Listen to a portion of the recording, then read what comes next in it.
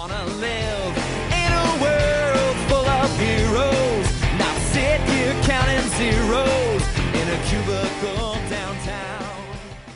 Hello Nerdophiliacs, this is Mikey D, and this is episode 3 of the Nerdophiliac. Today I'm going to be talking about a couple things. We're going to do some nerd news, and then I'm going to do a comic book review, and then I'm going to have some nerd rage that might bring some nerd rage upon myself about zombies.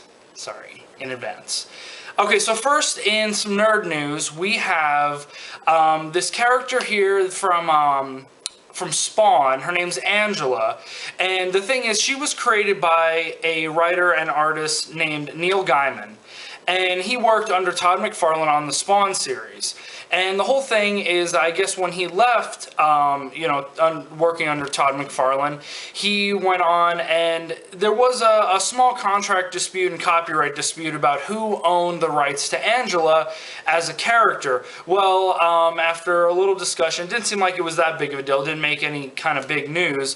It seems that Todd McFarlane had officially said that the rights to Angela does belong to Neil Gaiman. Now, what is important about this is that Angela, who's a character from the Spawn series, is going to be appearing in issue 10 of Age of Ultron. So it's kind of like this weird thing that only happens once a millennia, where a character from one franchise, one comic book brand, Dark Horse Comics or something like that, goes to another one, which would be the equivalent of, say, Batman becoming a Marvel character, or Spider-Man becoming DC, or Incredible becoming, something else. Sorry.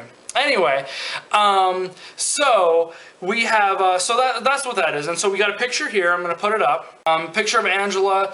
She's kind of cool. She's like an angel warrior. Apparently she's made up of all of the lost souls of warrior women throughout history. She's pretty cool. In the original artwork for her, she did have kind of Spawn looking eyes, but her design now was actually redesigned by Joe Quesada, the editor-in-chief of Marvel Comics, and so kind of gave her a little different look. She has this huge belt around her waist, which is kind of 90s looking, huge, shoulder pads. The next thing I'm going to talk about is kind of dear to my heart, and it's kind of upsetting. It refers to Nerdophiliac number 1, where I went to go see Jurassic Park in 3D IMAX. This is referring to Jurassic Park 4. Now, the thing is, I wasn't a huge fan of Jurassic Park 3. I thought the story was lacking, but it was eye candy. It was fun to watch. I love dinosaurs on the big screen. But this is about Jurassic Park 4. So we have the digital asset manager, Todd Smoyer, and he tweeted about a week or two ago that it says JP4 on hold. So from everything we've seen, concept artwork, any kind of news about Spielberg being involved, apparently Jurassic Park 4 is on hold. But then we got another tweet not too long ago from the concept artist for Jurassic Park 4, Dean Sheriff, and he said, Hollywood makes and crushes dreams, goodbye JP4. Now, whatever that means, that could mean that he was moved to a different project, that he was fired, who knows. But from what it seems like now, it seems like Jurassic Park 4 is on an indefinite hold, and that sucks. Real quick, super quick Pokemon news. Pokemon X and Y has just released 4 new Pokemon. Now, here's the thing I was excited about, because we haven't heard anything about Pokemon X and Y, except that there was a new Eevee evolution named Sylveon, which is a light type. It's a new type that they're introducing, and that the three starters. So this is kind of cool. We have a Pokemon named Pancham, which looks like a panda with a little green leaf sticking out of his mouth. We have Fletchling, which I think looks like a Roadrunner, but it is not a Roadrunner type Pokemon. I got excited because I think, I was always under the impression that Pokemon should be modeled after animals. And so I was like, what about a dolphin Pokemon? What about, a tiger one? What about a Roadrunner? And so this, I think, looks like a Roadrunner. So, boom. And then there's another Pokemon called Go-Goat. It's goat with go in front of it. And it's a riding type Pokemon, and apparently when you're in a city setting or something, you can ride on the back of the Pokemon. Now, I was always under the impression that that's what we had bikes for. I saw that there was some in the trailer, something about roller skates. So I don't think that we need a goat to ride on in the city, but that's fine. And then another one is Helioptile. And it is a gray and yellow lizard type Pokemon with long ears and kind of blue eyes. And from what I saw, it looks like it's like an electric type Pokemon. What I'm going to do, I'm going to post a clip on here below for a video of, it's like the first official X and Y gameplay trailer where it shows your character walking around, kind of like a 3D, like third-person situation, looking at things, and we can move diagonally now, which is exciting. So stuff like that, you'll see. Take a look at the video; it's pretty cool, and you'll see your character riding Go-Goat. When you see how fast Go-Goat walks, you're like, I could walk faster than that. So it has yet to be seen what role Go-Goat plays in the wonderful world of Pokemon. All right, guys, now we're going to do a comic book review here on Superior Spider-Man number 9. It is very iconic with a Spider-Man head down and kind of brains all on the cover here.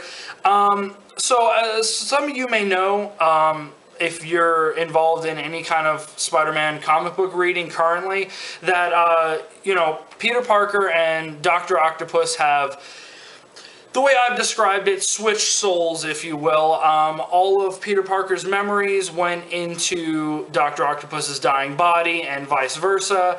And so now Peter Parker's body, which was Dr. Octopus, is dead. And so Dr. Octopus, Otto Octavius, his memories and his personality is living in the body of current Peter Parker. Sorry if that was confusing. Unless you actually read it, it was pretty confusing. Pretty much ever since they did the Superior Spider-Man series, it seems like Dr. Octopus is wreaking havoc, kind of as Spider-Man. He's not being a villain. He's being a hero, but more of a vigilante. He's going too far. He kills one of the villains named Massacre. He's not a big guy. But, you know, and so the Avengers get concerned, and they're like, you know, we need to do a scan. But for whatever reason, Dan Slott, the author of this, has made the Avengers kind of a bunch of idiots. And they saw that Peter Parker or Spider-Man's acting off, and then they do a Skrull scan to scan him if he's a Skrull. And I'm like, yeah, okay, because Iron Man would do that. And apparently Wolverine was involved, and he was just interested in him being a Skrull as well, which I thought was dumb. But anyway, so on to number 9. This is kind of like a wrapping up of the first major story arc to kind of see where we're going to be going. The thing is, Peter Parker's spirit or ghost or whatever was kind of following around, you know, Otto Octavius, kind of trying to influence his thoughts. And as the comics have come on, he's become stronger and stronger, and is actually taking control of hands and stuff like that. But in this issue, Dr. Octopus in Peter Parker's body gets hold of a neurological scanning device and actually finds a way to phase Peter Parker's memories, spirit, soul, whatever you will, from existence. So this, I'm going to show you on the last episode, the last page here. It shows that, you know, oh, that's Rocket Raccoon, ignore him. It shows that Peter Parker's, you know, that Dr. Octopus has finally killed Peter Parker, and the last words he says is, "I am free."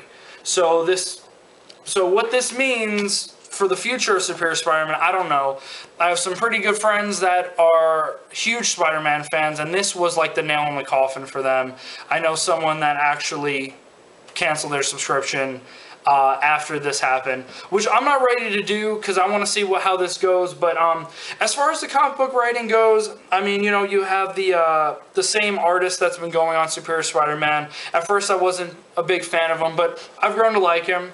And so, you know, Dan Slott, he's kind of taking the helm and taking, you know, Peter Parker to places that he's never been before. The character of Spider-Man that's never been before. So, I'm not happy with it, but I'm excited to see where it goes.